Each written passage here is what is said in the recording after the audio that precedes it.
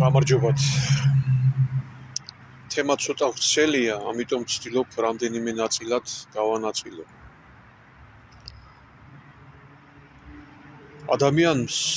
ადამიანმა შენ სიცოცხლეში უნდა იქონიო ერთგვარი სულიერი კომპასი, ორიენტირი, რომელიც გაჩვენებს სწორ მიმართულებას.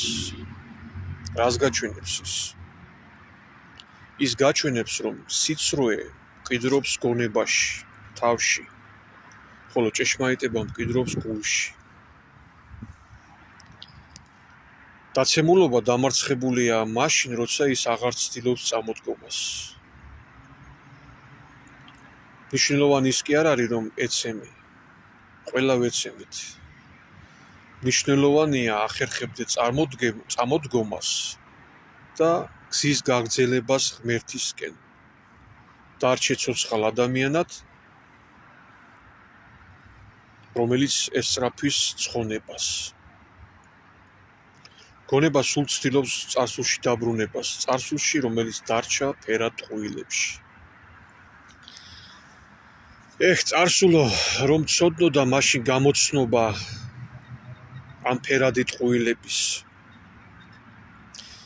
მაგრამ რთულია, კი არა შეუძლებელიც კი, იმიტომ რომ ხმაწვილ კაცობა და ზოგადად ხმაწვილობა თავისი უნარიანობით და ნიჭერებით ძლიერია, რომელიც გამყარებულია ბზაკული თავდაჯერებულობით.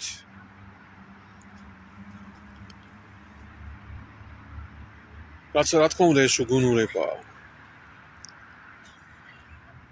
ბავშვობა დატყვევებულია კაშკაშად ცისარტყელებით და უზრუნველი ცხოვრებით. ხმაწვილ კაცობას იზიდავს ქალის სილამაზე და მომხიბვლელობა. მოწიფულობა გადის დამღლელ ჯაფაში და შრომაში. სიბერე კი შებორკილია უძლურებით და სულის ცვეთით.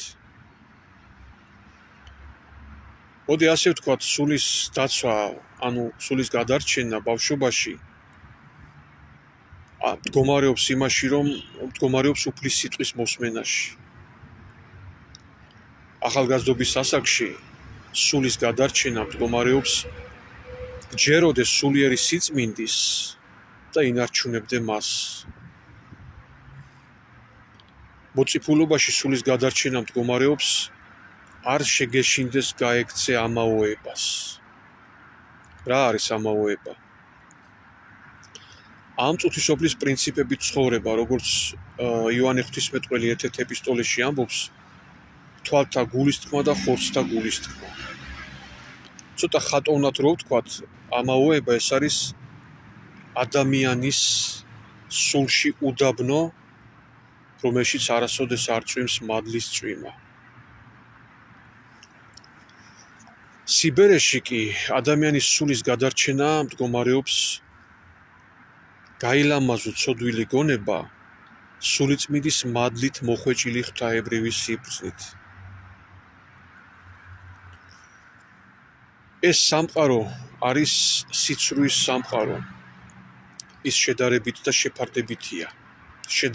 და შეფარდებითი. იოანე ღვთისმეტყველის სიტყვის მოვიშველიებ ისევ ერთ-ერთ ეპისტოლეში ამბობს, რომ მთელი წუთისოფელი ბოროტებაში ძევს. ხოლო ცათასასუფეველი ეს არის აბსოლუტური სამყარო, ანუ ჭეშმარიტების სამყარო. სიცრუის სამყაროში დაუსრულებელი ომია გადარჩენისთვის. ხოლო ჭეშმარიტების სამყაროში კი სულის ნეტარება და სიმშვიდეა. სიცრუის სამყაროში აუცილებელია გაიმარჯვო და გახდე პირველი, რათა იმართველო სხვებზე. ჭეშმარიტების სამყაროში კი უნდა უარყო საკუთარი თავი, დადგე სხვებზე დაბლა და ემსახურო სხვებს როგორც ქრისტე, რათა გაიმარჯვოს საკუთარ ცოდვილ გონებასა და მანკიერებებზე. ცათასასუფეველში ყველგან და ყველაფერში მკვიდრობს ქრისტე, რომელიც იმარჯვებს სიცრუის სამყაროზე, სადაც არ არის ჭეშმარიტება. ამ წუთისოფლის ჭუჭყი ავლენს ამ სოფლის მთავრებს. ამაში არ გულისხმობ უბრალოდ თქვათ პოლიტიკურ ლიდერებს, არა. ამ სოფლის მთავრები, ანუ გამარჯვებული ადამიანები, რომლებმაც მიწაზე მოიწყეს სასუფეველი. რა თქმა უნდა, ეს ილუზია და ფერადი ტყუილია. და ამ წუთისოფლის ჭუჭყი ავლენს მათ. ხოლო გულის ბავშვური უმანკოება და სიწმინდე ავლენს სულიწმიდის მადს, რომლის სამშობლოც არის ჭეშმარიტების სამყარო, ანუ ცათასასუფეველი.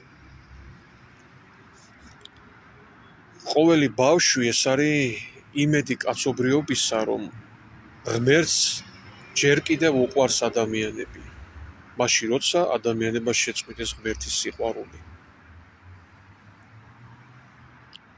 გადის ბავშვობა და ყველაფერი მეორდება. ეს წუთისოფელი ისევ მზაკვრობს ადამიანს, ღალატობს ადამიანს. თუმცა ის კი არ არის ცუდი, რომ გიღალატეს და მოგატყუეს. ცუდი ის არის, რომ ყოველთვის გახსოვდეს ეს. სხვა ადამიანის გული ეს არ არის, რომ ის რაღაცა ცალკეა რაღაცასე, არა.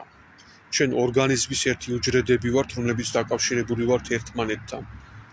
ადამიანის გულები ერთმანეთთან უხილავი ძაფებით არის დაკავშირებული და უფლისნება მდგომარეობს იმაში, რომ ეს ერთობა იყოს ქრისტეს სიყვარულში.